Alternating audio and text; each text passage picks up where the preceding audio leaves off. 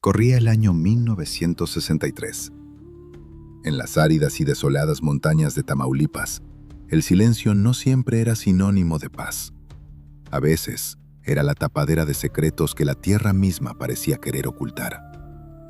En una región olvidada por la modernidad, donde la fe y la superstición se entrelazaban peligrosamente, un joven de 14 años corría desesperado por los caminos de tierra, con la respiración entrecortada y los ojos desorbitados por un terror que ningún niño debería conocer. Su nombre era Sebastián Guerrero, y aunque en ese momento nadie lo sabía, sus pasos erráticos marcarían el inicio de una de las investigaciones más oscuras y perturbadoras en los archivos criminales de México. Lo que él había visto en las cuevas de Hierbabuena no era de este mundo. O al menos, eso es lo que su mente fracturada intentaba procesar. Si quieres adentrarte en los expedientes más restringidos de la historia criminal de México y descubrir cómo los investigadores desentrañaron este laberinto de locura, suscríbete ahora mismo al canal y activa la campana. Déjame en los comentarios qué otro caso te gustaría que analicemos desde la perspectiva forense. La tarde caía pesada sobre el municipio de Villa Mainero. El calor era sofocante, ese tipo de calor seco del norte que parece detener el tiempo. En la pequeña comandancia de policía local, la actividad era prácticamente nula. Los agentes pasaban las horas llenando reportes rutinarios sobre disputas vecinales o ganado extraviado. Para la ley, aquella zona de la sierra era tranquila, un lugar donde nunca pasaba nada. Sin embargo, esa tranquilidad ilusoria se rompió abruptamente cuando la puerta de la estación se abrió de golpe. Sebastián Guerrero entró tambaleándose. Su ropa estaba rasgada, cubierta de polvo y espinas, evidencia de que había atravesado el monte a campo traviesa, evitando los caminos principales. No llevaba zapatos. Sus pies sangraban, pero el dolor físico parecía ser la menor de sus preocupaciones. Lo que alertó de inmediato al oficial de guardia no fue el aspecto del muchacho, sino su mirada. Una mezcla de histeria y vacío absoluto. «Ayúdenme, por favor», susurró el chico antes de colapsar sobre una de las bancas de madera. El oficial, un hombre de mediana edad acostumbrado a la monotonía rural, se acercó con cautela. Al principio pensó que se trataba de un accidente doméstico o quizás el resultado de una riña familiar, algo común en las rancherías aisladas. Le ofreció un vaso de agua al joven, quien lo bebió con una sed casi animal, temblando incontrolablemente. «Tranquilo, hijo, ¿qué te pasó? ¿Alguien te persigue?», preguntó el oficial, sacando su libreta de notas, esperando registrar un incidente menor. Sebastián negó con la cabeza frenéticamente. Sus palabras salían atropelladas, sin coherencia aparente. Hablaba de la cueva, de los hermanos y, lo más inquietante, de la diosa. Para entender el contexto de esta declaración, es necesario retroceder un poco en el análisis sociológico de la región en aquella época. Hierbabuena era una comunidad marginada, con un acceso muy limitado a la educación y a los servicios básicos. Era el caldo de cultivo perfecto para lo que los expertos en psicología criminal denominan persuasión coercitiva. Meses antes, dos sujetos, los hermanos Santos y Cayetano Hernández, habían llegado a la zona. Se presentaban no como criminales, sino como curanderos, hombres con supuestos dones místicos que prometían a los campesinos no solo salud, sino acceso a tesoros ocultos en las cuevas de la sierra. Pero lo que Sebastián comenzó a relatar en la comandancia distaba mucho de una simple estafa de charlatanes. Según su testimonio inicial, que quedó registrado en el folio de guardia con una caligrafía apresurada, la situación en Hierbabuena había mutado en algo siniestro.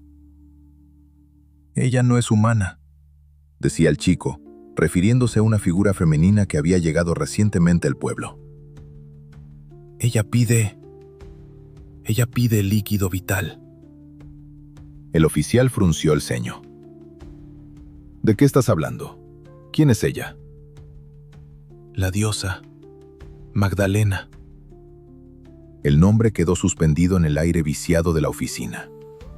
Sebastián relató, entre sollozos, cómo los aldeanos habían sido convencidos de que Magdalena Solís no era una mujer mortal, sino la reencarnación de una deidad antigua. Los hermanos Hernández, hábiles manipuladores, habían orquestado una puesta en escena teatral para validar esta mentira. Pero el teatro había dado paso a una realidad macabra. El joven describió un ritual realizado la noche anterior. Habló de una cueva iluminada por antorchas, donde el humo de hierbas quemadas nublaba los sentidos y la razón.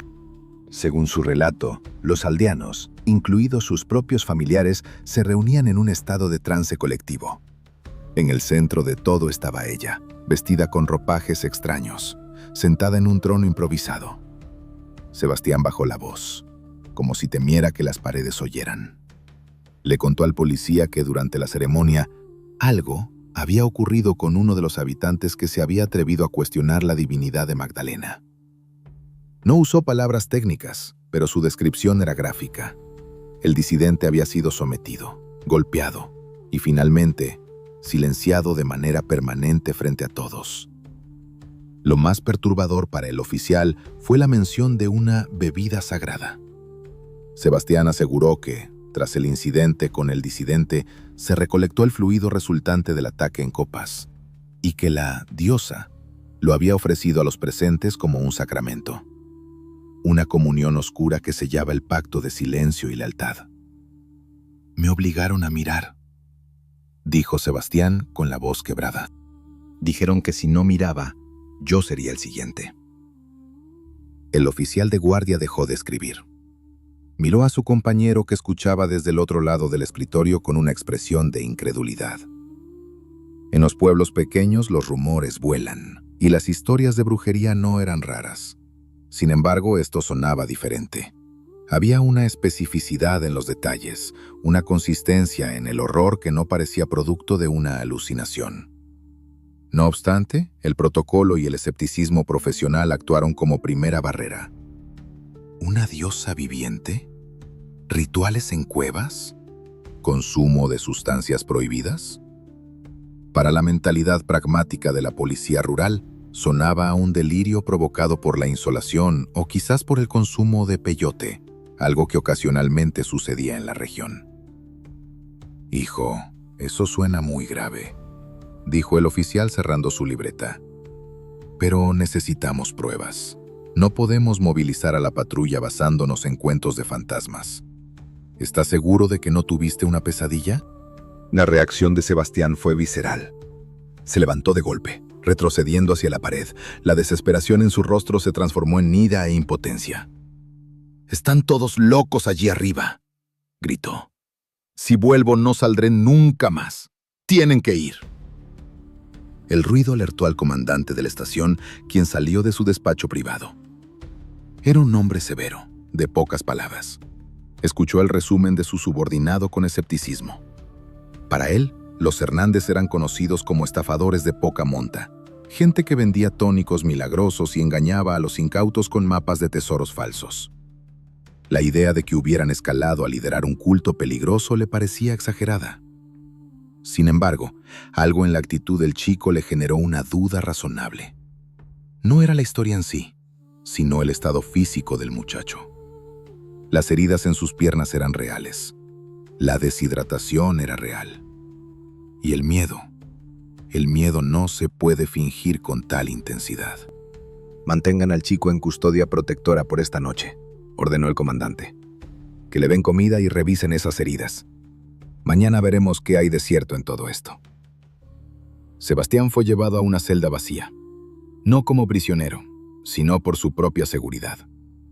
Se acurrucó en un rincón, negándose a dormir, con los ojos fijos en la puerta, temiendo que en cualquier momento los seguidores de la diosa irrumpieran para llevarlo de vuelta a la oscuridad de la cueva.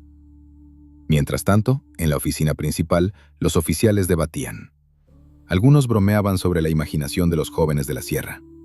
Otros, más cautelosos, sugerían que tal vez se trataba de una disputa por tierras que se había salido de control. Nadie, absolutamente nadie en esa estación, podía imaginar la magnitud del horror que se estaba gestando a pocos kilómetros de distancia. La noche cayó sobre Villamainero. El pueblo dormía, ajeno a la tormenta que se avecinaba. Pero en la mente de un solo hombre, la duda había echado raíces. Un inspector que acababa de llegar al turno nocturno leyó el reporte con detenimiento. Su nombre era Luis Martínez. A diferencia de sus colegas, Martínez tenía un instinto agudo para detectar cuando algo no encajaba. Leyó las palabras sacrificio, ritual y Magdalena Solís. Martínez sabía que la mente humana es capaz de crear fantasías para protegerse del trauma, pero también sabía que la realidad, a menudo, supera a la ficción más grotesca. Decidió que, al amanecer, no esperaría órdenes superiores. Iría a investigar. No sabía que esa decisión sellaría su destino y convertiría su nombre en el primer capítulo trágico de esta crónica negra. La tranquilidad de esa noche sería la última que conocerían los investigadores de Tamaulipas en mucho tiempo. Porque en Yerbabuena, la ceremonia no había terminado. Apenas estaba comenzando. El amanecer en Villa Mainero trajo consigo una calma engañosa. Mientras los primeros rayos de sol iluminaban las calles polvorientas, en la comandancia de policía el ambiente seguía impregnado de escepticismo. Los oficiales del turno matutino, entre sorbos de café y bromas, revisaban el informe preliminar sobre el chico Sebastián Guerrero. Para la mayoría, el relato de diosas, sangre y cuevas sagradas no era más que el producto de una mente trastornada por la fiebre o el consumo de algún hongo alucinógeno que crecía silvestre en la sierra. Sin embargo, había un hombre que no reía. El inspector Luis Martínez leía el expediente una y otra vez. Martínez era un veterano de la vieja escuela, un hombre de pocas palabras y mirada dura, curtido por años de servicio en una región donde la ley a menudo se escribía con plomo. No era un hombre de supersticiones, pero poseía algo que no se aprendía en la academia: instinto. Y su instinto le gritaba que el terror en los ojos del muchacho era genuino. No había contradicciones en su miedo, solo una verdad que su mente infantil apenas podía articular. «Voy a subir», anunció Martínez, cerrando la carpeta con un golpe seco sobre el escritorio. El comandante de guardia lo miró con incredulidad. ¿A Yerbabuena? ¿Por los cuentos del niño? Luis, es un camino de 3 horas por pura terracería para ir a ver a unos granjeros pobres y a un par de curanderos. Hay un reporte de personas desaparecidas en la zona desde hace semanas, replicó Martínez, ajustándose el cinturón donde colgaba su arma de servicio, un revólver calibre 38, que rara vez tenía que desenfundar. Y si lo que dice el chico sobre los golpes y el abuso es cierto, es nuestra jurisdicción. No necesito un ejército, solo voy a hacer preguntas. Si no hay nada, bajo antes del anochecer. Fue una decisión que marcaría el punto de no retorno. Martínez no solicitó refuerzos. En 1963, los protocolos de seguridad en las zonas rurales de México eran mucho más laxos que en la actualidad. La idea de que un solo agente de la autoridad pudiera ser vulnerado por campesinos desarmados parecía inconcebible. Martínez confiaba en su placa y en el respeto que infundía el uniforme. Convencer a Sebastián de regresar fue la parte más difícil. El joven se negó rotundamente al principio, llorando y aferrándose a la banca de la celda donde había pasado la noche. Solo la promesa de Martínez de que nadie te tocará mientras yo esté contigo logró que el chico, temblando, subiera al asiento del copiloto del viejo vehículo policial. El viaje hacia Yerbabuena fue un descenso lento hacia el aislamiento. A medida que el vehículo dejaba atrás la civilización, el paisaje se tornaba más agreste y hostil. Los caminos pavimentados dieron paso a senderos de tierra y piedra, flanqueados por matorrales espinosos y cactus que se alzaban como centinelas mudos bajo el sol abrasador de Tamaulipas. El polvo se colaba por las ventanillas, cubriéndolo todo de una fina capa gris. Durante el trayecto, Martínez intentó interrogar al chico con más calma. «Dime, Sebastián, ¿cuántos son?», preguntó, manteniendo la vista en el camino lleno de baches. «Muchos, todo el pueblo», respondió el joven en un susurro. «Ellos hacen lo que los hermanos dicen y lo que ella quiere». ¿Y qué quiere ella? Que la adoren. Martínez guardó silencio. La devoción fanática era un enemigo peligroso, más impredecible que cualquier criminal común. Un delincuente roba por dinero.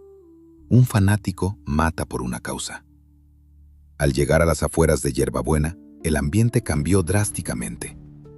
No había barricadas ni guardias armados, pero había algo en el aire, una tensión estática que erizaba la piel.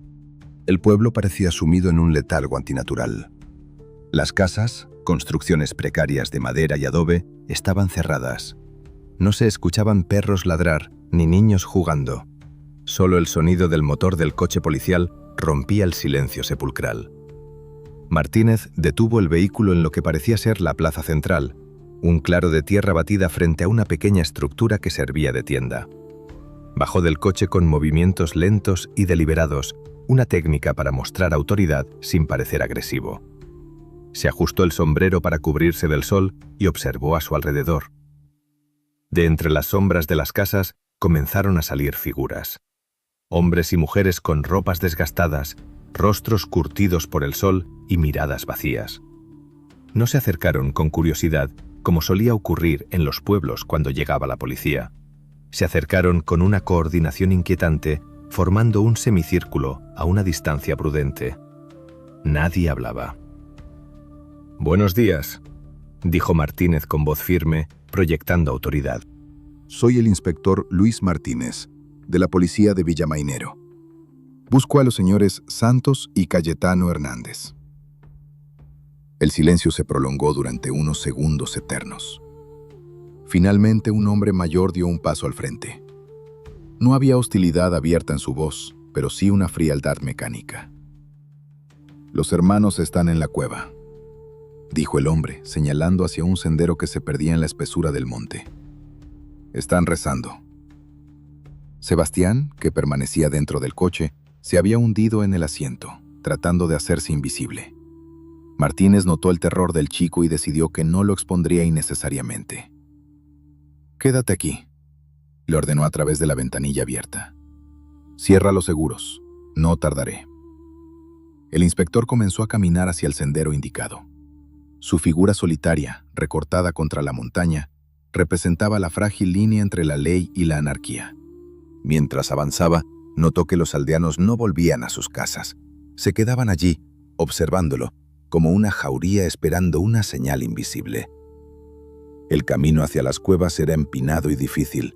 Martínez sentía el peso de las miradas en su espalda, pero su entrenamiento le impedía mostrar debilidad. A medida que se adentraba en la vegetación, el silencio del pueblo fue reemplazado por el sonido del viento entre los árboles y, extrañamente, un olor dulce y nauseabundo, como de flores podridas mezcladas con cobre. Llegó a una explanada natural frente a una gran abertura en la roca, la llamada Cueva de la Luz. La entrada estaba decorada de manera grotesca con símbolos pintados en las piedras y restos de velas consumidas. Martínez desenfundó su arma, no para apuntar, sino para tenerla lista. «¡Policía!», gritó hacia la oscuridad de la cueva. «¡Salgan con las manos en alto!». Nadie respondió, pero entonces escuchó un ruido detrás de él. No era el crujir de una rama, sino el sonido de muchos pasos, suaves y rítmicos. Se giró rápidamente. El camino por el que había subido estaba bloqueado. Decenas de aldeanos habían aparecido de la nada, emergiendo de la maleza. No llevaban armas de fuego, pero en sus manos empuñaban machetes de trabajo, palos y piedras. Sus rostros no mostraban ira, sino una devoción extática, una calma aterradora. Entre ellos, dos hombres destacaban. Vestían túnicas blancas improvisadas sobre su ropa de campesinos. Eran Santos y Cayetano Hernández. Y junto a ellos, una mujer joven, de belleza inquietante, con los ojos brillantes de una locura mesiánica. Magdalena Solís. Martínez comprendió en ese instante que había cometido un error fatal. No estaba ante una disputa civil ni ante unos estafadores. Estaba en el corazón de una colmena, y él era la amenaza que debía ser neutralizada. «Inspector», dijo la mujer con una voz suave, casi maternal, que contrastaba con la violencia latente de la escena. Ha venido muy lejos para encontrarnos. Los dioses demandan respeto. Martínez levantó su arma. «¡Alto ahí! Están todos bajo arresto por secuestro y agresión». La multitud no se detuvo. Avanzaron como una marea lenta. Martínez disparó un tiro de advertencia al aire. El estruendo resonó en el valle, haciendo volar a los pájaros. Pero los aldeanos ni siquiera parpadearon. La fe ciega había erradicado su instinto de conservación. «No puede matar a los dioses con balas de plomo, oficial», dijo Cayetano sonriendo. La última imagen que se tiene registrada de esa tarde es la del coche patrulla abandonado en la plaza del pueblo, con el joven Sebastián gritando desde el interior mientras golpeaba los vidrios, viendo cómo la figura del inspector Martínez era rodeada y engullida por la masa humana en la ladera de la montaña. Después de eso, el silencio volvió a caer sobre Yerba Buena, pero esta vez era un silencio diferente. Era el silencio de la complicidad criminal. En la comandancia de Villamainero, las horas pasaron. Llegó la tarde. Llegó la noche. La radio de Martínez permaneció muda. Nadie contestaba. El sol se puso sobre la sierra y el inspector nunca regresó. Su desaparición no fue solo un acto de violencia. Fue un mensaje.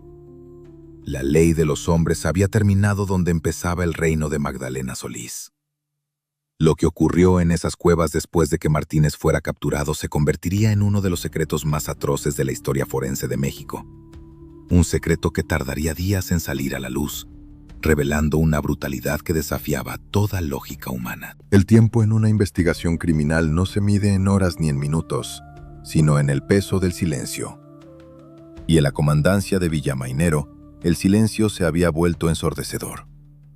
Habían pasado 72 horas desde que el inspector Luis Martínez había subido a su patrulla con el joven Sebastián Guerrero en el asiento del copiloto, rumbo a las montañas de Yerba Buena. 72 horas sin un reporte de radio.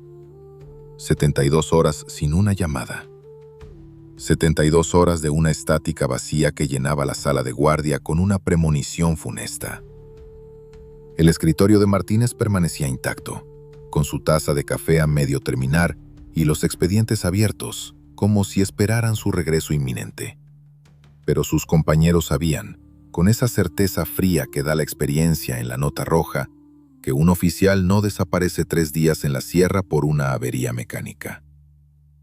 Si hubiera sido un accidente, alguien habría bajado a pedir ayuda. Si se hubiera perdido, habría encendido una fogata o disparado al aire. La ausencia total de noticias solo podía significar una cosa: alguien o algo impedía que la información saliera de aquel lugar.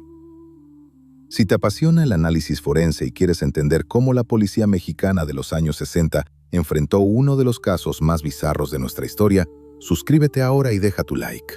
Tu apoyo es vital para que estos expedientes no queden en el olvido. El comandante de la zona, un hombre rudo que había visto de todo en la frontera, se paseaba de un lado a otro de la oficina, fumando un cigarrillo tras otro. La desaparición de un agente federal no era un asunto menor. Era una afrenta directa al Estado, un desafío abierto a la autoridad.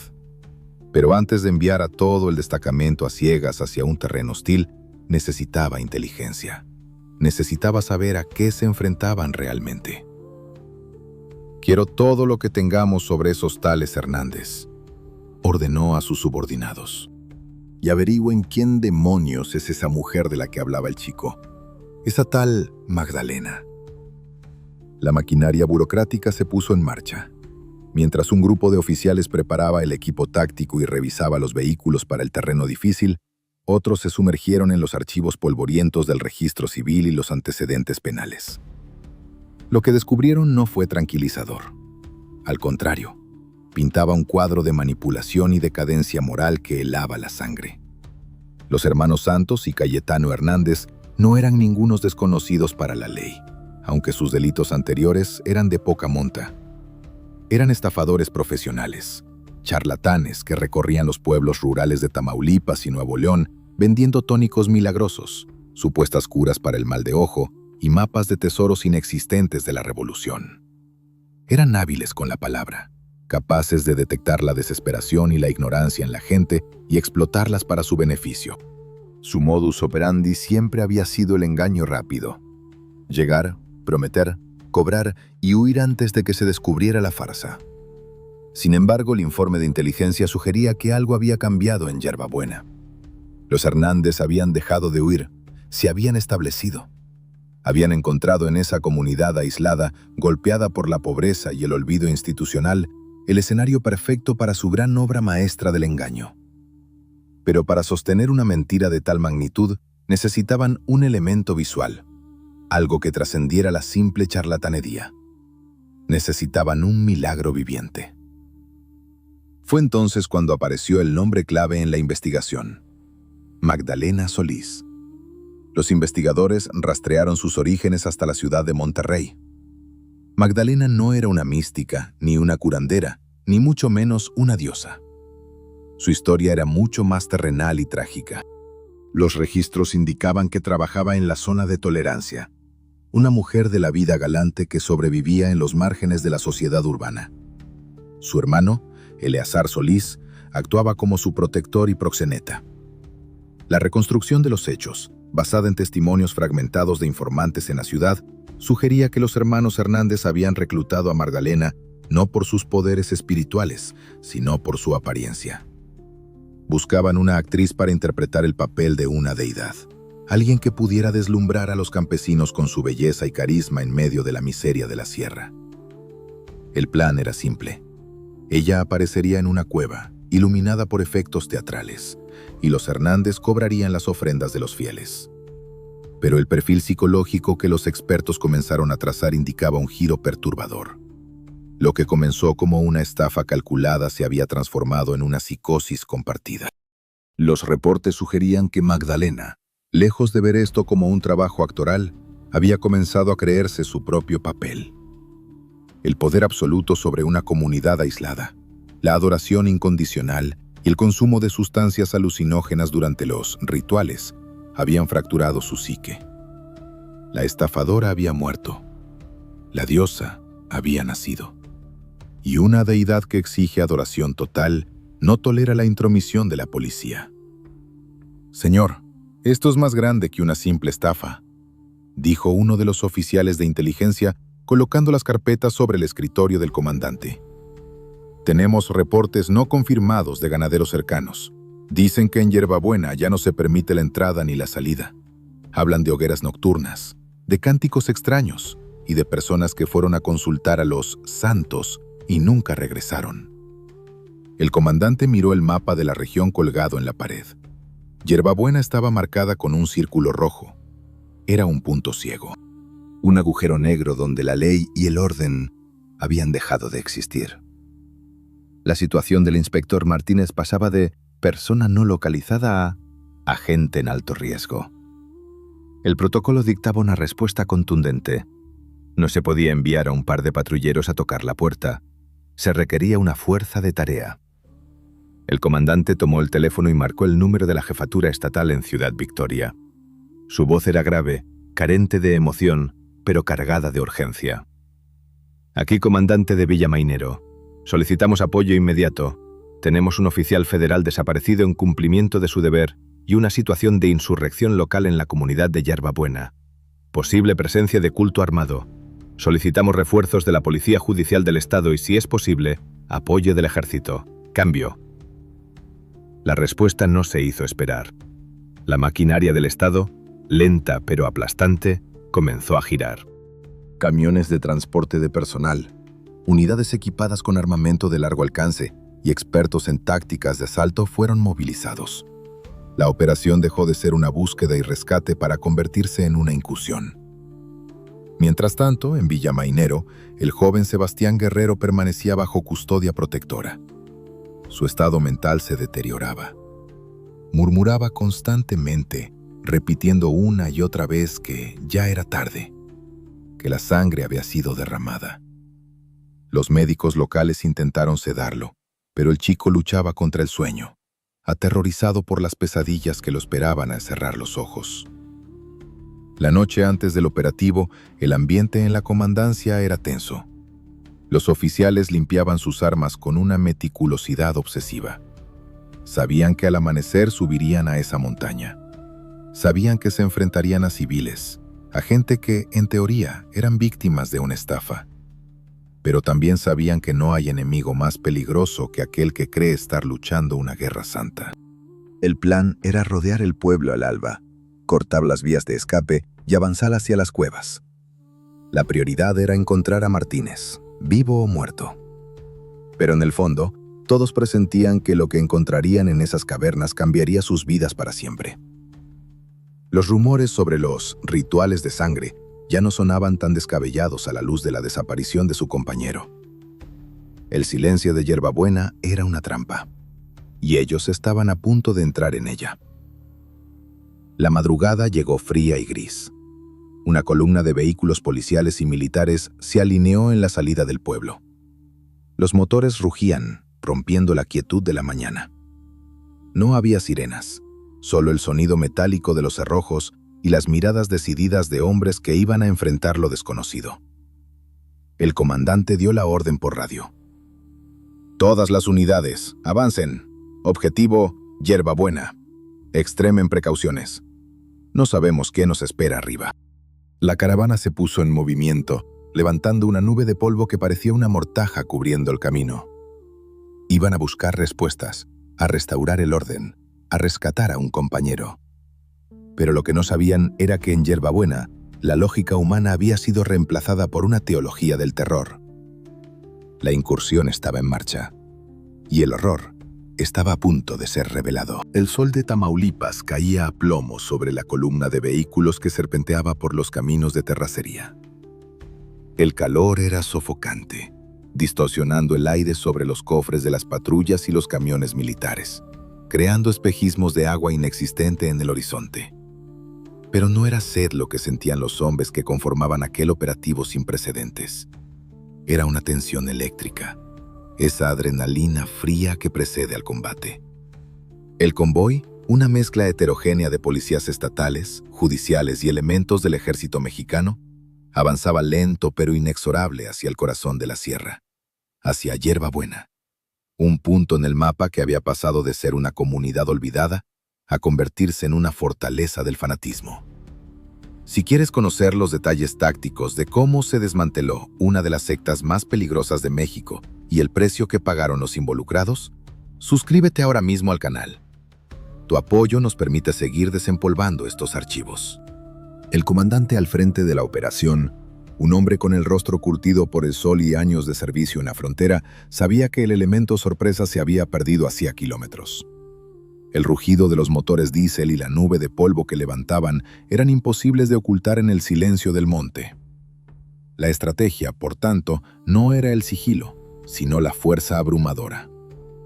El objetivo era claro: asegurar el perímetro, neutralizar cualquier resistencia hostil y localizar al inspector Luis Martínez. Nadie pronunciaba la palabra cuerpo o cadáver, pero la posibilidad pesaba como una losa en la mente de todos. Al llegar a las afueras del asentamiento, el convoy se detuvo. Los vehículos formaron una barricada improvisada, bloqueando el único camino de acceso. Los oficiales descendieron con rapidez, desplegándose en abanico, armas en mano, parapetándose tras las puertas abiertas y los matorrales. El silencio que los recibió fue antinatural. No había pájaros cantando. No había viento. Solo el zumbido de las moscas y el crujir de las botas sobre la tierra seca. «¡Policía judicial!», gritó el comandante a través de un megáfono, su voz resonando con eco metálico en el valle. «Tenemos una orden de cateo. ¡Salgan con las manos en alto!». La respuesta no fue verbal. Desde las sombras de las casas de adobe y madera comenzaron a surgir figuras. No eran soldados, ni sicarios entrenados. Eran campesinos, hombres con sombreros de paja raídos, mujeres con rebozos, incluso algunos ancianos. Pero lo que heló la sangre de los oficiales no fue su apariencia humilde, sino sus armas y sus ojos. Empuñaban machetes de trabajo, hachas oxidadas, palos afilados y piedras. Sus miradas estaban vacías de miedo, llenas de una determinación suicida. La diosa Les había prometido invulnerabilidad. Les había dicho que las balas de los infieles se convertirían en agua o flores al tocar sus cuerpos bendecidos. Esa era la tragedia de Hierbabuena, la fe convertida en arma. ¡Alto! ¡No avancen!, advirtió el comandante, viendo cómo la masa de gente comenzaba a caminar hacia ellos, lenta pero decidida, como una marea humana impulsada por una voluntad ajena. La situación era crítica. Los oficiales, entrenados para enfrentar criminales, se encontraban ante un dilema moral terrible: disparar contra civiles desarmados de fuego pero letales en el cuerpo a cuerpo, o arriesgarse a ser linchados. La orden fue de contención. «¡Gases!», ordenó el oficial al mando. Los botes de gas lacrimógeno volaron en arcos parabólicos, aterrizando entre la multitud. Nubes de humo blanco comenzaron a expandirse, rompiendo la formación de los aldeanos. Los gritos de «¡Viva la diosa!» se mezclaron con toses y lamentos. El caos estalló. Aprovechando la confusión y la falta de visión, el escuadrón táctico avanzó, utilizando macanas y escudos antidisturbios para dispersar y someter a los agresores. Fue una batalla cuerpo a cuerpo, brutal y desesperada. Los campesinos, drogados por la retórica de los Hernández y posiblemente por sustancias psicotrópicas, luchaban con una fuerza que no correspondía a su complexión física. Se lanzaban contra los escudos, mordían, arañaban. Hubo oficiales heridos por cortes de machete, golpes contusos, pero la superioridad numérica y el entrenamiento de las fuerzas del orden terminaron por imponerse. Uno a uno, los defensores de Hierbabuena fueron reducidos y esposados. Tirados en la tierra, con los rostros contra el polvo, muchos seguían murmurando oraciones incomprensibles, pidiendo a Magdalena que enviara fuego del cielo para consumirlos a todos. Con el perímetro del pueblo asegurado, el comandante ordenó a un grupo selecto avanzar hacia el objetivo principal, las cuevas sagradas. El camino ascendente estaba despejado, pero la tensión no disminuía. Cada recodo del sendero podía ocultar una emboscada. A mitad de camino, entre unos matorrales densos, un oficial dio la voz de alarma. «¡Aquí! ¡Tengo algo!». Oculto bajo ramas secas y lonas sucias, encontraron el vehículo patrulla del inspector Martínez. El coche estaba irreconocible. Los cristales habían sido destrozados, los neumáticos rajados y la carrocería abollada con saña, como si hubieran intentado matar a la máquina misma. Pero lo más inquietante no era el daño mecánico. Al acercarse, los investigadores notaron manchas oscuras y secas en la tapicería de los asientos delanteros y en el volante. No había rastro de Martínez, ni del joven Sebastián. El hallazgo del coche confirmó que esto ya no era una operación de rescate, sino una escena del crimen masiva. Los peritos comenzaron a tomar fotografías y muestras, mientras el resto del equipo continuaba el ascenso hacia la boca de la cueva principal. Al llegar a la entrada de la caverna, el olor los golpeó primero. Era una mezcla rancia de copal quemado, comida podrida y ese inconfundible aroma metálico y dulzón que cualquier oficial de homicidios reconoce al instante. La entrada estaba decorada con símbolos toscos pintados con lo que parecía ser achiote o sangre seca.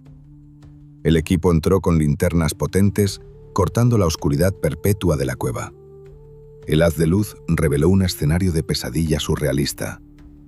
Había altares improvisados con piedras, cubiertos de cera derretida de cientos de velas. Había ropas tiradas, botellas vacías de licor barato y recipientes de cerámica con residuos oscuros en el fondo.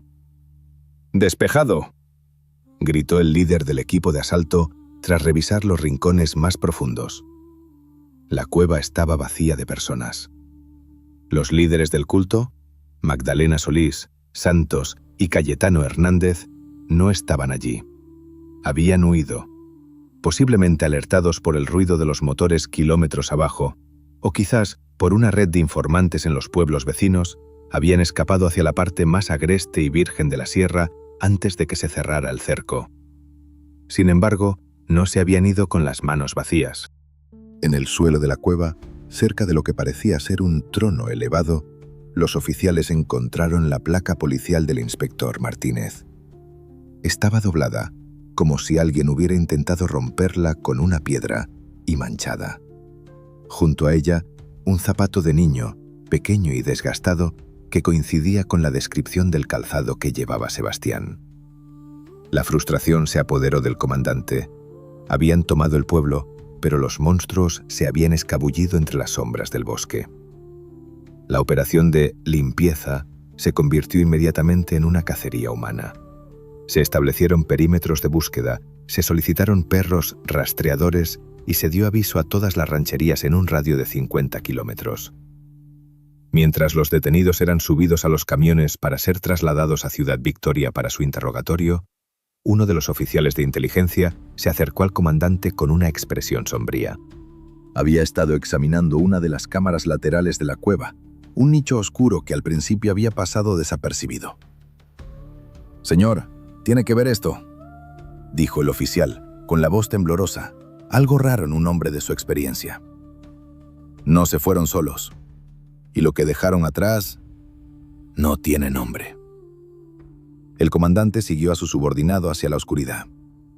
Lo que sus linternas iluminaron en ese rincón olvidado de la montaña no solo confirmaría la muerte del inspector Martínez, sino que revelaría la verdadera magnitud de la depravación de la secta de la sangre. La búsqueda de los vivos había terminado. Ahora comenzaba la recolección de los muertos. La cueva guardaba secretos que la mente humana se resiste a aceptar, y la tierra removida recientemente en el suelo de la caverna contaba una historia que exigía ser escuchada. El polvo levantado por la incursión comenzó a asentarse, pero el aire en Hierbabuena seguía cargado de una electricidad estática y maligna. La adrenalina del enfrentamiento inicial, con los gases lacrimógenos y los forcejeos, se disipó rápidamente para dar paso a una realidad mucho más fría y metódica: el trabajo pericial. La zona de las cuevas, ahora asegurada por un perímetro de cinta amarilla y oficiales armados con rifles de asalto, se transformó en una escena del crimen de proporciones dantescas. No era un lugar de adoración, era un matadero disfrazado de templo. Si te interesa conocer cómo la ciencia forense desentraña los misterios que la mente criminal intenta ocultar y quieres apoyar este tipo de contenido documental, suscríbete ahora y deja tu comentario. Tu interacción es fundamental para que sigamos investigando. El comandante de la operación, con el rostro cubierto por un pañuelo para mitigar el hedor que emanaba de la entrada principal, dio la orden a los peritos de avanzar. Eran hombres de ciencia en un mundo de superstición, cargando maletines con reactivos químicos, cámaras fotográficas de fuelle y herramientas de excavación. Su misión no era juzgar, sino documentar el horror para que la justicia pudiera actuar. Al cruzar el umbral de la llamada Cueva de la Luz, la temperatura descendió bruscamente. La oscuridad era casi absoluta, solo rota por los haces de luz de las linternas industriales que barrían las paredes de roca caliza. Lo primero que notaron los investigadores fue la puesta en escena. Las paredes estaban ahumadas por años de antorchas y fogatas. En el centro, una formación rocosa natural había sido adaptada para servir como altar. Sobre esta estructura, los peritos encontraron una colección de objetos que hablaban de la naturaleza delirante del culto. Había copas de latón barato y cálices de cerámica, algunos volcados, otros aún conteniendo un líquido oscuro y viscoso que se había coagulado en el fondo. El análisis preliminar en el sitio, realizado con una prueba rápida de reactivos, confirmó lo que todos temían, pero nadie quería decir en voz alta. El residuo era de origen biológico. Hemoglobina humana. «Documenten todo», ordenó el jefe de peritos, su voz resonando con eco en la caverna.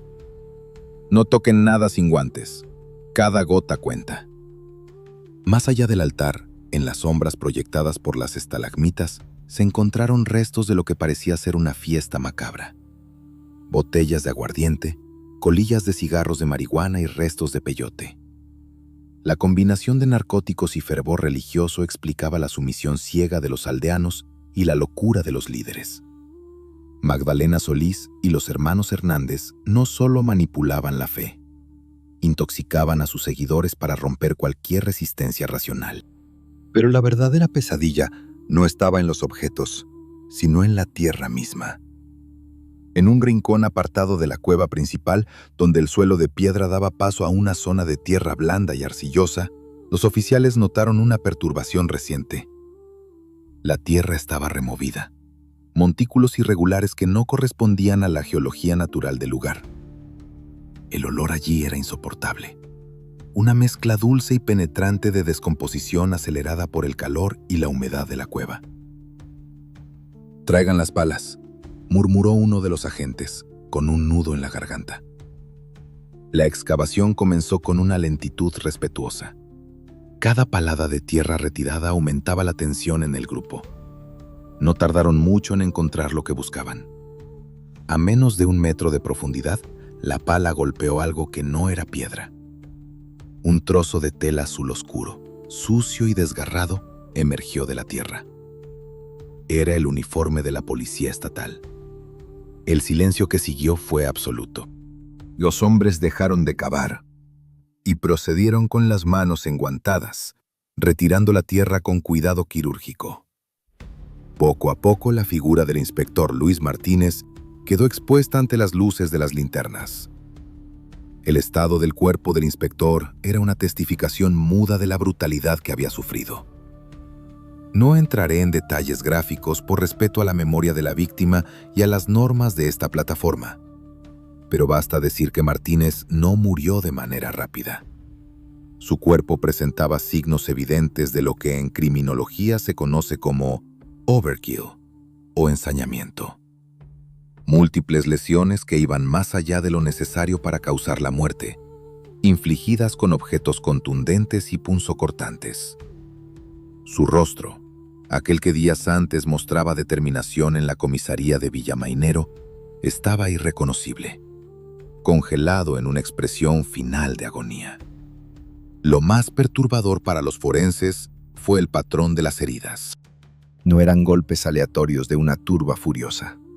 Tenían un orden, una ritualidad. Martínez había sido el centro de una ceremonia. Su sufrimiento había sido ofrendado. Junto a él, en la misma fosa clandestina, encontraron otro cuerpo, mucho más pequeño. Era Sebastián Guerrero, el joven que había escapado del infierno solo para ser arrastrado de vuelta a él por su propia valentía y la de un policía que quiso hacer lo correcto. Ambos yacían juntos en la oscuridad, unidos por un destino trágico que ningún niño ni servidor público merecía. La confirmación visual de las identidades provocó una reacción visceral en los oficiales presentes. Algunos tuvieron que salir de la cueva para vomitar o tomar aire fresco, abrumados por la mezcla de olor y rabia. Otros apretaron los puños y las mandíbulas, jurando en silencio que los responsables pagarían por cada gota de sangre derramada. Pero la excavación no terminó ahí. A medida que ampliaban el perímetro de búsqueda en el suelo de la cueva y sus alrededores inmediatos, los peritos descubrieron que Martínez y Sebastián no eran los únicos. La tierra de Hierbabuena escondía más secretos.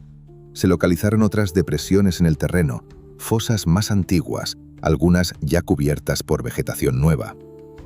Al remover la tierra de estos otros sitios, comenzaron a aparecer restos óseos y cuerpos en avanzado estado de descomposición. Eran los desaparecidos de los que hablaban los rumores en los pueblos vecinos. Campesinos que se habían negado a pagar el diezmo a la diosa, disidentes que habían cuestionado la divinidad de Magdalena o simplemente personas que habían tenido la mala suerte de cruzar el camino de los Hernández en el momento equivocado. El recuento preliminar esa tarde ascendió a 8 cuerpos, pero los expertos sabían que, dada la extensión del terreno y la duración de las actividades de la secta, la cifra final podría ser mucho mayor. Hierbabuena era un cementerio clandestino. Los peritos trabajaron durante horas, etiquetando evidencia, tomando medidas y fotografiando cada ángulo. Se recolectaron muestras del líquido de los cálices para su análisis en laboratorio. Se aseguraron las armas blancas encontradas cerca del altar, machetes y cuchillos con incrustaciones de sangre seca, y se recogieron prendas de ropa que no pertenecían a las víctimas halladas, sugiriendo que podría haber más personas desaparecidas cuyo paradero aún se desconocía. El análisis de la escena del crimen reveló también la psicología de los perpetradores. La disposición de los cuerpos y los objetos rituales indicaba un narcisismo extremo y una desconexión total con la realidad. Magdalena y sus cómplices no veían a sus víctimas como seres humanos, sino como insumos, como combustible para su delirio de grandeza. La diosa necesitaba sangre para mantener su estatus, y los Hernández necesitaban el miedo para mantener el control financiero sobre la comunidad. Cuando finalmente se ordenó el levantamiento de los cuerpos para su traslado a la morgue de Ciudad Victoria, el sol ya se estaba poniendo. La caravana de la muerte descendió la montaña en un silencio lúgubre, muy diferente a la tensión del ascenso. Ahora llevaban la carga de la verdad. El comandante se quedó un momento más en la entrada de la cueva, observando el interior vacío y profanado. Sabía que habían ganado la batalla por el terreno, pero la guerra contra los responsables apenas comenzaba. Magdalena Solís, la autora intelectual y material de esta barbarie, seguía libre. Y una mujer capaz de orquestar tal nivel de violencia, capaz de convertir a campesinos pacíficos en asesinos y de beber la sangre de sus víctimas, no se detendría por sí sola. La cacería humana se intensificó. Los nombres de Magdalena, Santos y Cayetano fueron boletinados a todas las corporaciones policiales del norte de México. Ya no se buscaba a estafadores, se buscaba a monstruos. Pero atrapar a alguien que se cree una deidad no es tarea fácil. La mente de Magdalena había cruzado un umbral del que no hay retorno, y en su huida arrastraría a quien se interpusiera en su camino. El perfil psicológico que los expertos comenzaron a trazar esa misma noche revelaría una mente fracturada, peligrosa y fascinante en su oscuridad. Mientras los peritos forenses continuaban su macabra labor en las fosas de Hierbabuena, exhumando los secretos que la tierra se negaba a guardar, en las oficinas de la Policía Judicial del Estado en Ciudad Victoria se libraba una batalla diferente. Esta no se peleaba con palas y picos, sino con archivos, teléfonos y perfiles psicológicos. El enemigo ya no era una sombra abstracta en una cueva, ahora tenía nombre, apellido y un historial delictivo que comenzaba a salir a la luz pieza por pieza. La cacería de Magdalena Solís y sus cómplices, los hermanos Hernández, se había convertido en la prioridad número 1 de las fuerzas del orden en todo el norte de México. Si te fascina la psicología criminal y quieres entender cómo una persona común puede transformarse en un monstruo capaz de manipular a masas enteras, suscríbete al canal y activa las notificaciones. Tu apoyo es vital para que sigamos analizando estos casos históricos. En la sala de crisis, el humo de los cigarrillos enturbiaba el aire acondicionado mientras el comandante a cargo revisaba las fichas que acababan de llegar vía Telex desde Monterrey. La imagen que se formaba de la supuesta diosa distaba mucho de la divinidad que sus seguidores adoraban. Magdalena Solís no había bajado del cielo azteca, había surgido de los barrios más marginados y duros de la capital de Nuevo León. Según los expedientes, Magdalena era una mujer joven, de apenas unos 20 y tantos años, que había sobrevivido en los márgenes de la sociedad. Trabajaba en la zona de tolerancia, un entorno donde la vida valía poco y la esperanza aún menos. Su hermano, Eleazar Solís, no era un protector benévolo, sino quien la explotaba, actuando como su intermediario en ese mundo sórdido. Eran estafadores de poca monta, sobrevivientes natos que habían aprendido a leer las debilidades humanas para obtener un plato de comida o unos pesos. La conexión con los hermanos Santos y Cayetano Hernández fue el catalizador de la tragedia. Los investigadores determinaron que los Hernández, estafadores itinerantes con un largo historial de fraudes menores en zonas rurales, necesitaban un elemento nuevo para revitalizar su negocio. Sus viejos trucos de curanderos y buscadores de tesoros estaban perdiendo efectividad. Necesitaban un espectáculo. Necesitaban un milagro tangible. Y encontraron a Magdalena. El plan original, según dedujeron los analistas criminales, era una puesta en escena teatral. Magdalena, vestida con ropajes brillantes y rodeada de efectos de humo y luces en la cueva, se presentaría como la reencarnación de una deidad mística. Los campesinos, impresionados, entregarían sus ahorros y cosechas. Era una estafa clásica, cínica, pero, en teoría, incruenta. Sin embargo, algo se rompió en la psique de la protagonista. Los psicólogos consultados por la fiscalía sugirieron que la combinación de 3 factores fue letal: el aislamiento geográfico de Yerbabuena, la adoración incondicional de los aldeanos y, sobre todo, el consumo constante de peyote y marihuana durante los supuestos rituales. Magdalena, inicialmente una actriz en una farsa, comenzó a disociarse de la realidad. Dejó de fingir. La línea entre la mujer marginada de Monterrey y la gran sacerdotisa de la sangre se borró. Empezó a creerse sus propias mentiras. El poder absoluto corrompe, y el poder absoluto sobre la vida y la muerte de otros seres humanos embriagó a Magdalena más que cualquier narcótico. Los Hernández, que al principio controlaban la operación, pronto se vieron superados por la ferocidad de su creación. Magdalena ya no pedía dinero. Exigía sumisión total, castigos corporales para los infieles y, finalmente, el sacrificio máximo.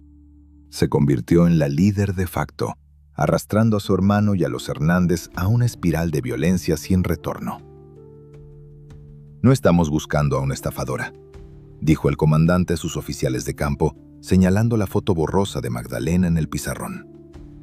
«Estamos buscando a una psicópata con delirios mesiánicos. Es impredecible, peligrosa y no se entregará pacíficamente». La orden de captura se emitió con el código de alta peligrosidad. Se establecieron retenes en todas las carreteras principales y caminos vecinales que conectaban Tamaulipas con San Luis Potosí y Nuevo León. La fotografía de Magdalena, aunque de mala calidad, fue distribuida en gasolineras, tiendas de abarrotes y estaciones de autobuses. Pero la sierra es vasta y ofrece 1000 escondites para quien sabe moverse en ella. Los equipos de búsqueda se dividieron en cuadrillas. Utilizaron a vaquianos, rastreadores locales que conocían cada barranco y cada sendero de cabras para peinar la zona alrededor de Yerbabuena. Sabían que los fugitivos no podían haber ido muy lejos a pie, y su vehículo probablemente había sido abandonado o escondido, como el del inspector Martínez. La presión mediática comenzaba a aumentar. Los periódicos locales, alimentados por rumores y filtraciones, hablaban de vampirismo, de brujería y de sacrificios humanos.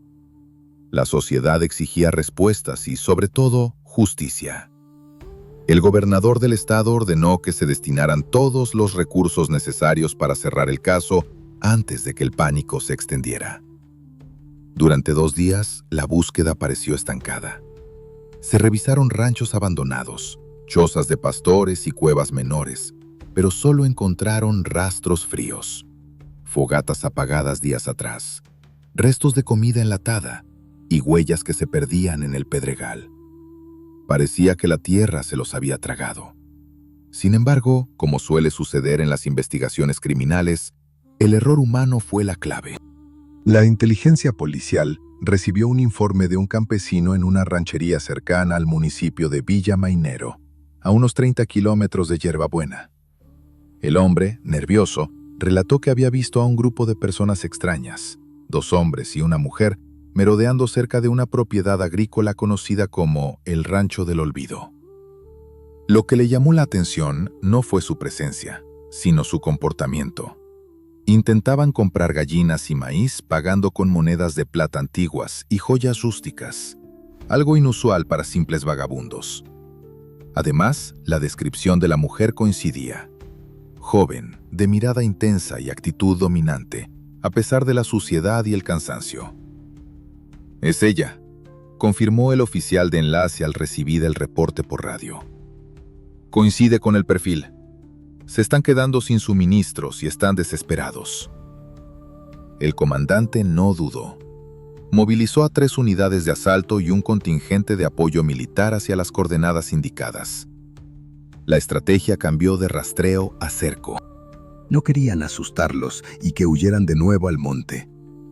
Querían atraparlos en el rancho. El Rancho del Olvido era una construcción modesta, rodeada de campos de cultivos secos y matorrales espinosos. Era el lugar perfecto para esconderse, aislado, con visibilidad hacia el camino de acceso y lejos de las miradas curiosas. Al caer la tarde del tercer día de búsqueda, las fuerzas del orden tomaron posiciones alrededor de la propiedad. Utilizaron la vegetación para camuflarse, cerrando lentamente el perímetro. A través de los binoculares, el comandante observó movimiento en el interior de la casa principal. Vio a un hombre salir al porche con un rifle de caza en las manos. Era Santos Hernández. Parecía nervioso, mirando constantemente hacia el horizonte, como si presintiera que el final estaba cerca. Dentro de la casa, se suponía que estaban Magdalena, su hermano Eleazar y Cayetano. Estaban acorralados, pero aún eran letales. La policía sabía que estaban armados y que bajo la influencia de sus creencias distorsionadas, podrían optar por un final dramático antes que entregarse a la justicia de los hombres. El sol comenzó a ocultarse, tiñendo el cielo de un rojo sangre que recordaba los horrores de la cueva. El comandante sabía que la noche favorecería a los fugitivos si intentaban escapar amparados en la oscuridad. Tenían que actuar rápido. «Prepárense para el asalto», susurró por la radio. «Nadie dispara a menos que reciban fuego. Los queremos vivos para que respondan por cada una de las víctimas». Los agentes revisaron sus armas por última vez. El silencio en el campo era absoluto, solo roto por el canto de los grillos. En el interior de la casa, una luz tenue de velas se encendió, proyectando sombras largas en las ventanas. Sombras que parecían danzar, quizás en un último ritual desesperado, o quizás simplemente por el miedo a lo inevitable. La tensión era palpable. En cualquier momento, la orden de avanzar rompería la calma y desataría el caos. Los investigadores estaban a punto de verse cara a cara con la encarnación del mal. ¿Cómo reaccionaría la diosa al ver que su reino de terror había llegado a su fin? ¿Intentaría un último acto de violencia? La respuesta llegaría con el estruendo de una puerta derribada y el grito de «¡Policía judicial!». El cerco se había cerrado. La cacería había terminado. Ahora comenzaba la captura. El sol se ocultó tras la Sierra Madre Oriental, dejando un resplandor rojizo que parecía teñir de sangre el cielo sobre el rancho del olvido. El silencio en los alrededores de la propiedad era absoluto, una calma tensa y antinatural que solo se rompía por el crujir de las ramas secas bajo las botas de los agentes que cerraban el cerco. No era una operación policial cualquiera. Era el enfrentamiento final entre la razón del Estado y la locura de una secta que había desafiado todos los límites de la humanidad.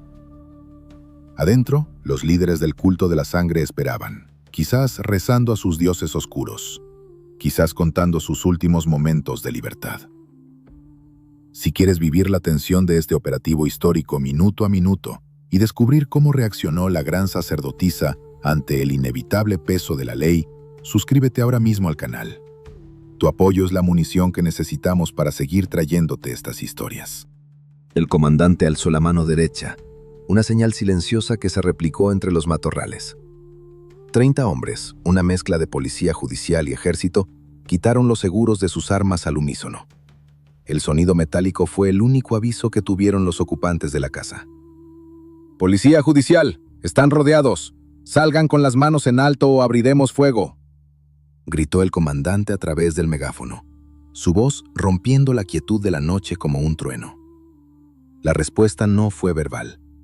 Desde una de las ventanas laterales, un destello iluminó la oscuridad, seguido inmediatamente por el estruendo seco de un disparo de rifle. La bala impactó en la tierra, a pocos metros de donde se resguardaba el grupo de vanguardia. Santos Hernández, el mayor de los hermanos y cerebro original de la estafa, había decidido que no volvería a una celda. Había probado el poder absoluto y prefería la muerte a la sumisión. «Fuego a discreción», ordenó el comandante. El rancho se convirtió en un infierno de ruido y destellos. Los agentes, parapetados tras los vehículos y los troncos de los árboles, respondieron a la agresión con una lluvia de plomo controlada. Las ventanas de la casa estallaron en 1000 pedazos. La madera vieja de la fachada se astillaba bajo el impacto de los proyectiles de alto calibre. No era una masacre, era una supresión táctica. El objetivo era neutralizar la amenaza, no demoler la estructura.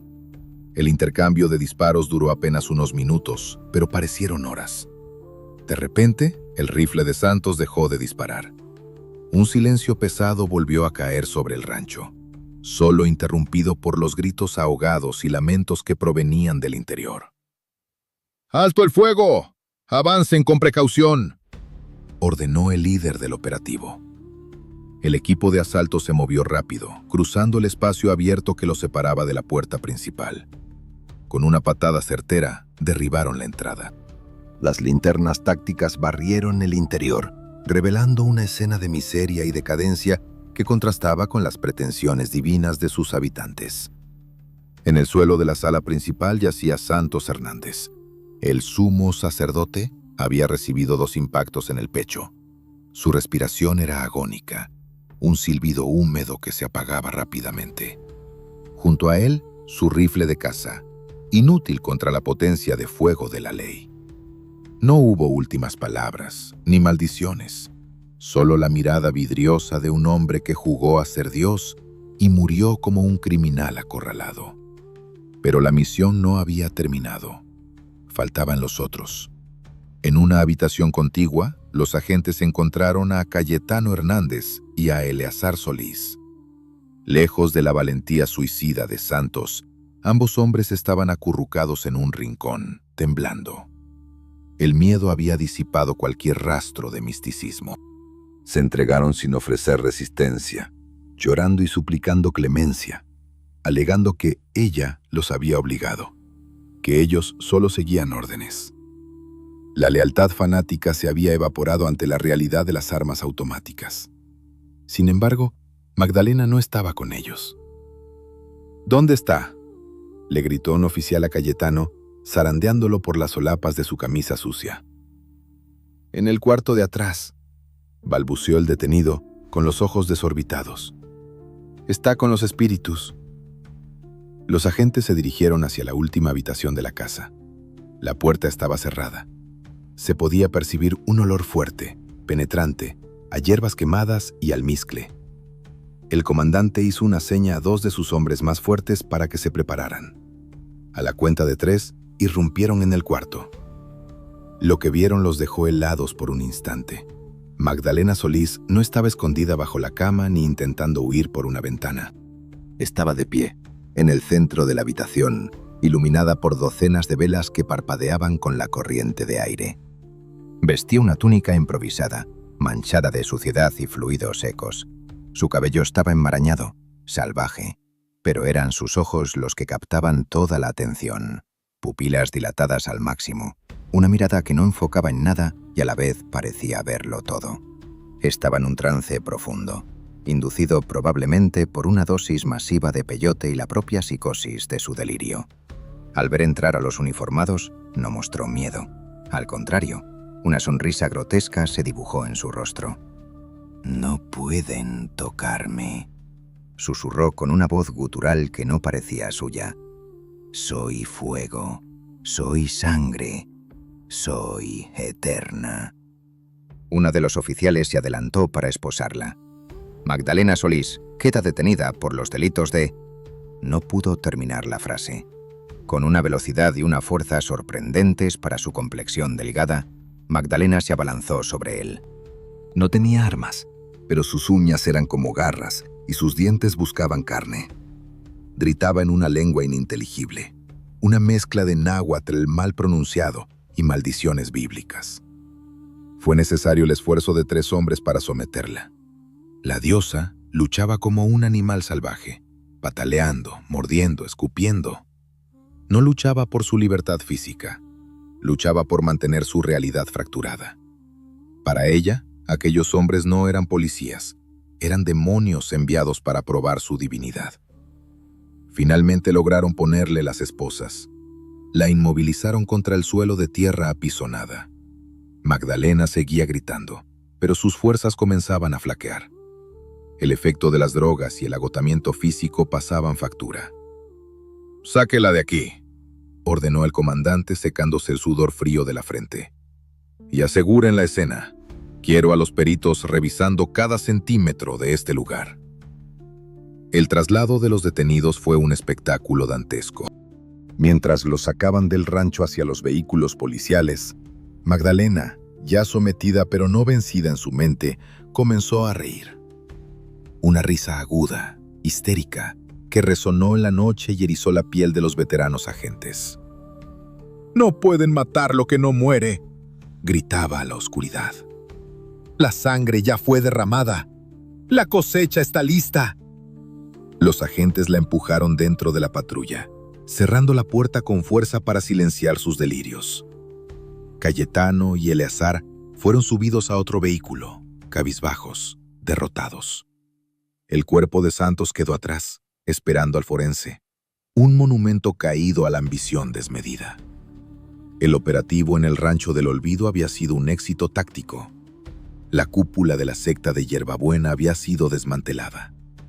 Pero mientras el convoy se alejaba, dejando atrás la nube de polvo y pólvora, los investigadores sabían que el trabajo más difícil apenas comenzaba. Capturar al monstruo es solo la primera parte. Ahora tenían que enfrentarse a él en una sala de interrogatorios, mirar a los ojos a esa mujer y tratar de encontrar alguna lógica, algún rastro de humanidad en sus actos. La sociedad exigía respuestas. Las familias de las víctimas exigían justicia. Pero, ¿puede la justicia humana comprender la mente de alguien que se cree una deidad?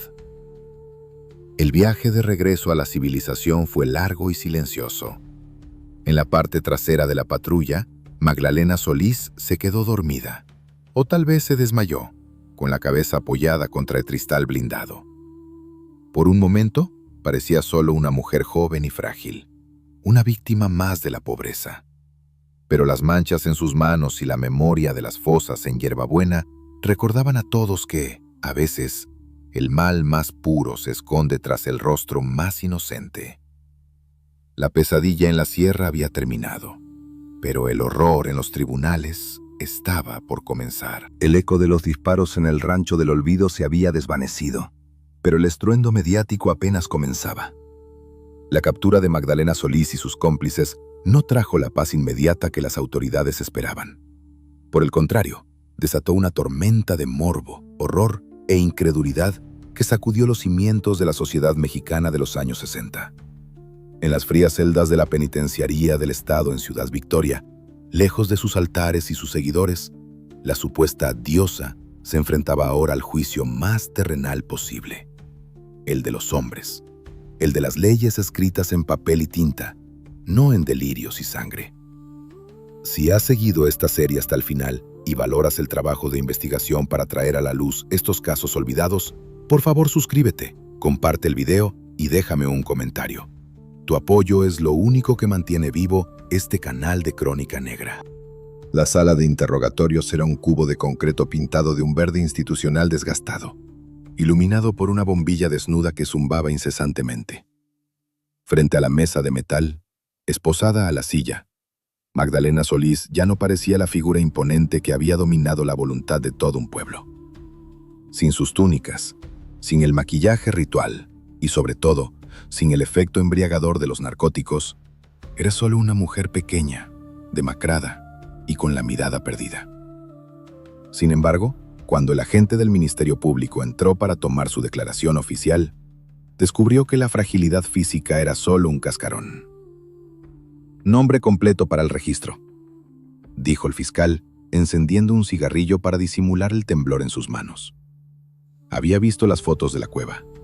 Sabía de lo que esta mujer era capaz. Magdalena levantó la vista lentamente. Sus ojos, oscuros y profundos, no mostraban miedo, ni remordimiento, ni siquiera comprensión de la gravedad de su situación. «Usted sabe quién soy», respondió con una voz ronca. «Soy la que da y la que quita». El interrogatorio se prolongó durante horas. Los investigadores intentaron utilizar la técnica del policía bueno y policía malo, presionando sobre las contradicciones, mostrando las confesiones de sus cómplices. Cayetano Hernández y Eleazar Solís se habían derrumbado casi de inmediato. En celdas separadas, cantaron todo. Narraron con lujo de detalles cómo la estafa inicial se había transformado en una espiral de locura, cómo Magdalena había tomado el control absoluto y cómo el miedo a ella superaba incluso el miedo a la policía. Pero Magdalena no se quebró. Su psique había construido una fortaleza impenetrable. Para los psiquiatras forenses que la evaluaron en los días siguientes, el diagnóstico era complejo. No era simplemente esquizofrenia, era un caso de texto de megalomanía inducida y psicopatía. Ella no negaba los hechos, las desapariciones, los rituales, el final trágico del inspector Martínez, pero los recontextualizaba. Para ella no eran crímenes, eran necesidades divinas. No había víctimas, había elegidos. No pueden juzgar a un Dios con las leyes de los mortales, repetía una y otra vez con una calma que helaba la sangre de los taquígrafos. El juicio se convirtió en un circo. La prensa nacional bautizó el caso como los narcosatánicos de Yerbabuena, aunque el término se popularizaría décadas después con otro caso. La prensa de la época usó adjetivos similares. La gente se agolpaba fuera de los juzgados, algunos para gritarle asesina, otros, increíblemente, movidos por una curiosidad morbosa, querían ver de cerca a la mujer que había logrado tal nivel de control mental. Durante las audiencias, se revelaron los detalles forenses que se habían mantenido bajo reserva. Se habló de la cantidad exacta de cuerpos recuperados. 8 confirmados en las inmediaciones de la cueva, aunque las estimaciones de los lugareños y las listas de personas no localizadas sugerían que la cifra real podría superar la docena. Se presentaron como evidencia los cálices, las ropas de las víctimas y, lo más doloroso, los efectos personales del joven Sebastián Guerrero y del valiente inspector Martínez. La defensa intentó alegar enajenación mental. Argumentaron que Magdalena era una víctima de los hermanos Hernández, una mujer explotada que había sido drogada y manipulada hasta perder la razón. Pero la fiscalía fue implacable. Presentaron testimonios de sobrevivientes que describían cómo Magdalena daba las órdenes con total lucidez, cómo disfrutaba del sufrimiento ajeno y cómo administraba los recursos del culto con una frialdad calculadora. El veredicto fue contundente. El juez, un hombre severo que representaba la indignación de todo un estado, dictó sentencia. Magdalena Solís, Cayetano Hernández y Eleazar Solís fueron condenados a la pena máxima permitida por la legislación mexicana de aquel entonces: 50 años de prisión ordinaria. No hubo posibilidad de libertad condicional. Al escuchar la sentencia, Magdalena no lloró, no gritó. Simplemente sonrió, una mueca leve y despectiva, como si supiera un secreto que nadie más en la sala podía comprender. Fue trasladada al penal de Topo Chico y posteriormente a una prisión de máxima seguridad en San Luis Potosí, donde pasaría el resto de sus días. Pero el encarcelamiento físico no borró el trauma. El legado de Yerbabuena perduró mucho después de que se cerraran las rejas.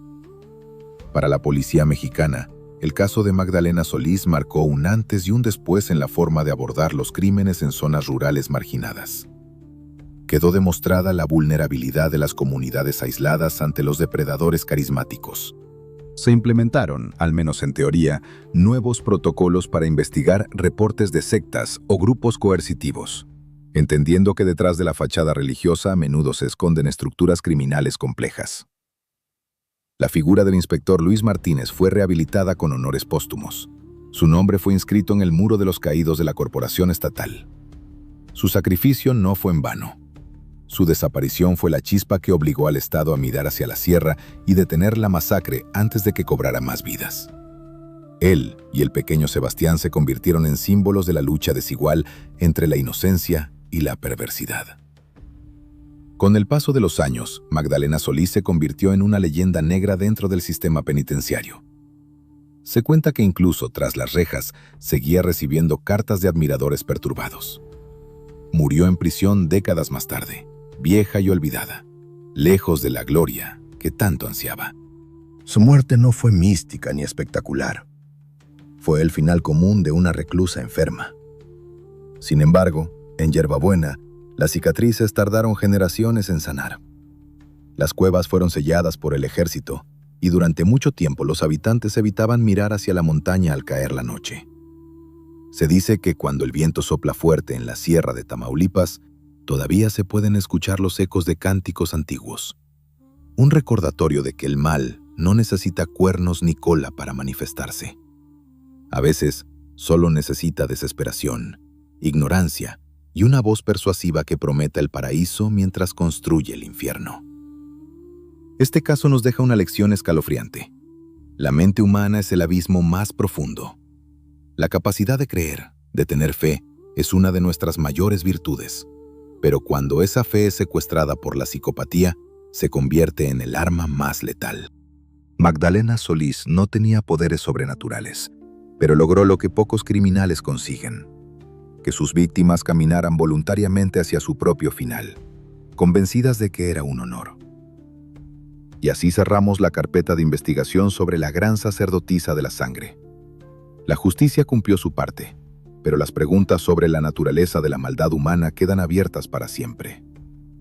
Si este relato te ha helado la sangre y quieres que sigamos abriendo los archivos más oscuros de la crónica negra de México, suscríbete ahora mismo al canal, activa la campana y dale like a este video. Y ahora, dime en los comentarios, ¿qué caso quieres escuchar la próxima semana? ¿El de las Poquianchis y su red de horror?